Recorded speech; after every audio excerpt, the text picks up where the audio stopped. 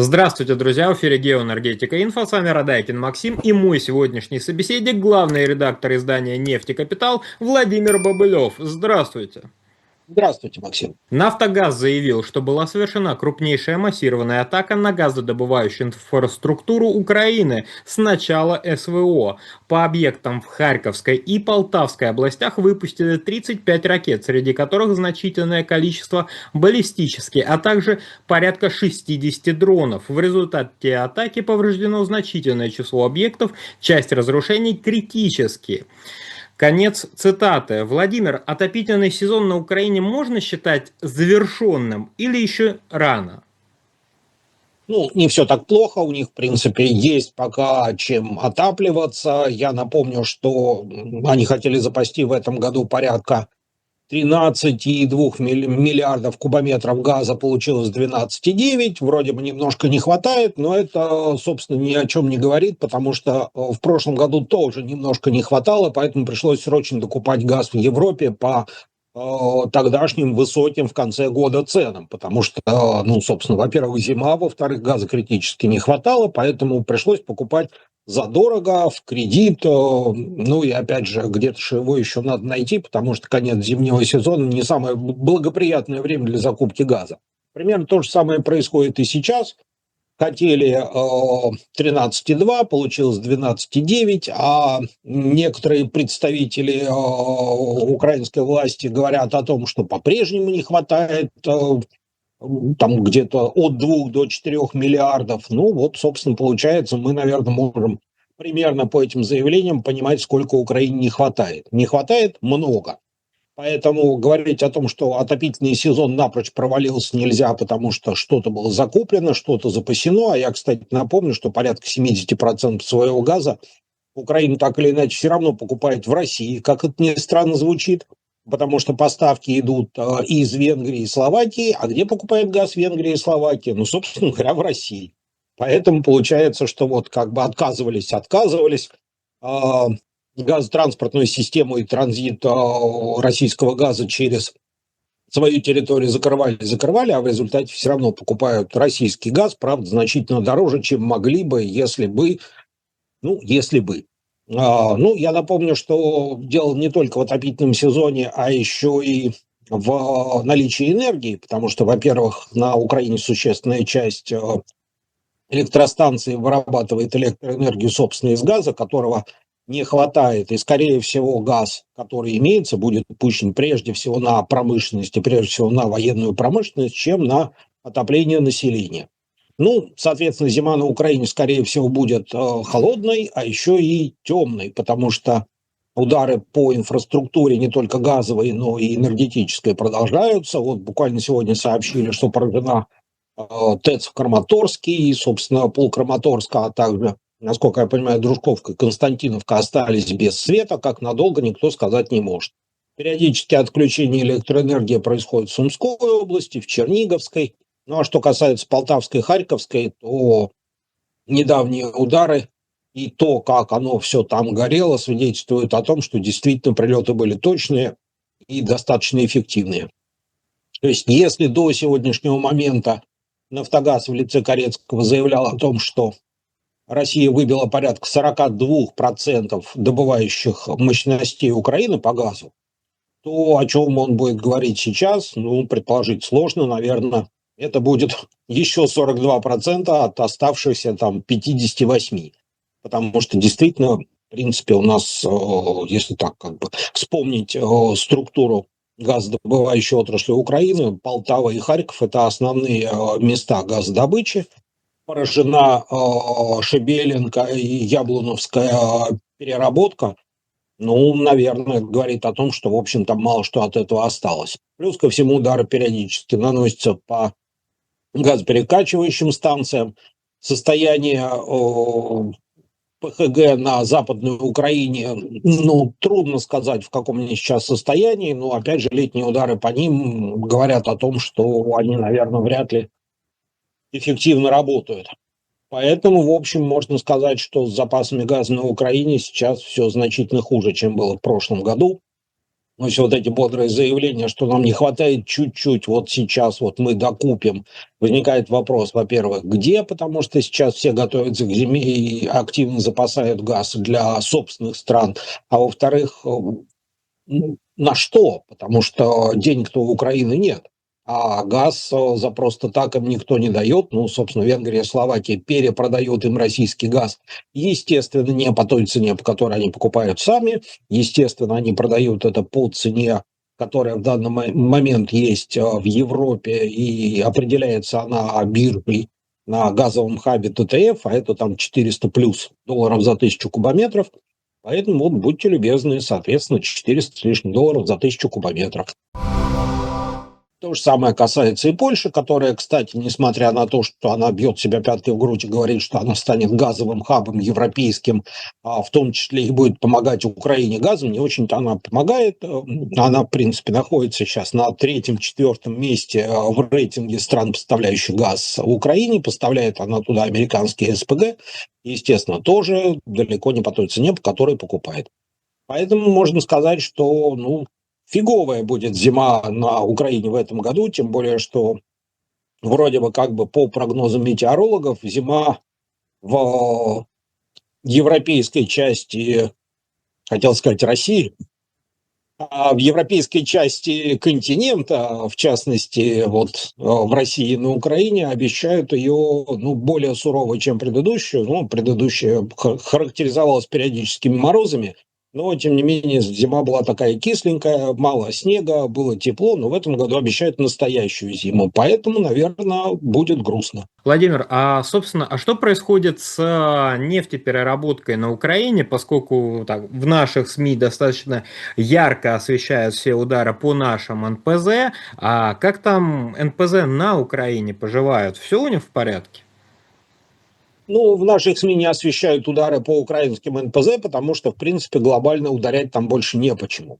По большому счету, нефтепереработка на Украине, в целом, можно сказать, закончилась, потому что те заводы, которые существовали еще во времена СССР, а потом и незалежные, они какие-то закрылись, какие-то разорились, а, собственно, те, которые работали, они фактически к настоящему моменту сгорели практически все.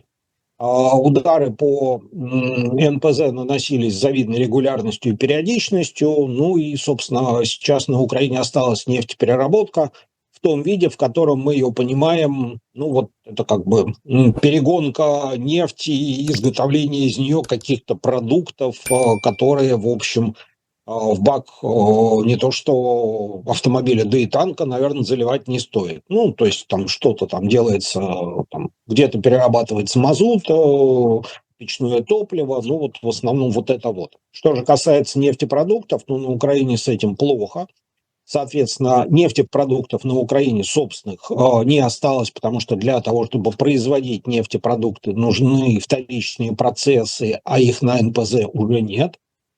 Соответственно, топливо поставляется из Азербайджана, из Румынии, из Польши. Собственно говоря, за счет импортного топлива Украина и живет. Причем с этим топливом регулярно происходит какая-то ерунда, то есть оно поставляется задорого, во-первых. Цены на Украине достаточно высокие. Если кто-то говорит о том, какой ужас творится на российских заправках, поверьте, там ситуация хуже. И, соответственно, регулярно возникают какие-то истории по поводу того, что кто-то с кем-то договорился о поставках топлива из Румынии, деньги ушли, топливо не приехало, а потом приехало, но не то и не в тех объемах. И вот эта вот история, она достаточно с завидной регулярностью повторяется. То есть Украину кормить гуманитарно ни газом, ни топливом никто уже не собирается, и планов таких ни у кого нет. Собственно, сама Польша говорит о том, что да, мы будем туда поставлять, будем помогать, но за деньги. Наша задача заработать на Украине, а не вот это вот все гуманитарная поддержка этих соседей. В принципе, я так понимаю, чем раньше соседи запросятся в состав Польши, тем радостнее Польша будет, и тем эффективнее окажется ее поддержка Украине. Поэтому, собственно говоря, с топливом там тоже все достаточно плохо. Они живут только за счет импортных поставок. Ну и плюс ко всему эти самые поставки регулярно выгорают, потому что в ответ на удары по российским НПЗ последнее время Россия довольно жестко, часто и эффективно наносит удары по энергоструктуре Украины, причем в данном случае я подчеркну именно энергоструктуре. Мы не говорим о том, что удар наносится именно по НПЗ или именно по нефтебазам, прилетает везде. То есть, соответственно, это объекты газодобычи, о чем мы говорили выше. Это объекты газотранспортной системы, то есть, соответственно, складывается ситуация, когда газ в ПХГ есть, а вот перекачать его в ту точку страны, где он нужен, затруднительно, потому что газоперекачивающие агрегаты на станциях не работают. Плюс ко всему удары наносятся по хранилищам газа, по хранилищам нефтепродуктов, по ТЭЦ и даже по самим объектам инфраструктуры по передаче электроэнергии, то есть по ЛЭП, по каким-то подстанциям. Поэтому, собственно, даже если вдруг газоперекачивающая станция работает, и газ ПХГ есть, и перекачать его можно, но может не получиться, потому что нет электроэнергии. Поэтому, собственно, зима действительно на Украине будет тяжелой, как это не цинично звучит, но, собственно, плохо придется не только промышленности, которая работает на войну, но и тем людям, простым людям, которые, может быть, уже и хотели бы, чтобы все это прекратилось, но кто же, собственно говоря, спрашивает. Поэтому им придется сидеть в темноте, без тепла, и, собственно, таким вот образом ситуация будет развиваться этой зимой. Владимир, а что происходит с электроснабжением? Вот, в принципе-то Украина до сих пор чуть-чуть доэкспортирует электроэнергии. Да, Украина действительно экспортирует электроэнергию, потому что своих мощностей не хватает. Несмотря на промышленность Украины находится в достаточно печальном состоянии, я имею в виду гражданская промышленность, но, тем не менее, то, что работает на войну, работает энергично, дроны строятся, там снаряды делаются, техника ремонтируется, все это потребляет достаточно большое количество энергии. А другое дело, что сама инфраструктура находится в достаточно тяжелом состоянии, потому что, в принципе, в ее модернизацию нужно было вкладываться давным-давно, а этим не особо-то и занимались. И, собственно, та тяжесть войны, которая легла на эту энергетическую инфраструктуру, здоровье ее, в общем, тоже не прибавило. Плюс ко всему, часть электроэнергии и мощностей находится теперь на территории ДНР и ЛНР, что-то в Запорожской и Херсонской областях, в той части, которая находится под российским контролем. Вот. А говорить о том, что Украину спасут АЭС, наверное, не стоит, потому что для того, чтобы они спасли, нужно топливо, нужно обслуживание, а заниматься этим особо некому, потому что в тех реакторах, которые находятся на Украине, разбираются советские специалисты, либо Росатом, а никак не американская компания Westinghouse. Поэтому, собственно говоря, работает это все не очень хорошо на топливных сборках из США. Это либо не работает, либо работает, но не так, как хотелось бы. Ну, плюс ко всему, как мы уже обсуждали, удары по инфраструктуре передачи электроэнергии тоже, в общем, достигают своих результатов. Соответственно, Украина вынуждена экспортировать электроэнергию, и энергию эту поставляет ей, в частности, Венгрия. А в ответ Украина за такие добрососедские партнерские отношения, ну, понятно, что электроэнергия поставляется не за бесплатно, но, тем не менее, она поставляется. Вот. В ответ же Украина наносит удары по нефтеперекачивающим станциям нефтепровода «Дружба», который поставляет российскую нефть в Венгрию. Ну и, собственно говоря, венгры возмущаются и говорят, ну как же так, мы вам поставляем электроэнергию, да и газ, собственно говоря, тоже, а вы вот такую свинью нам, прости господи, подкладываете.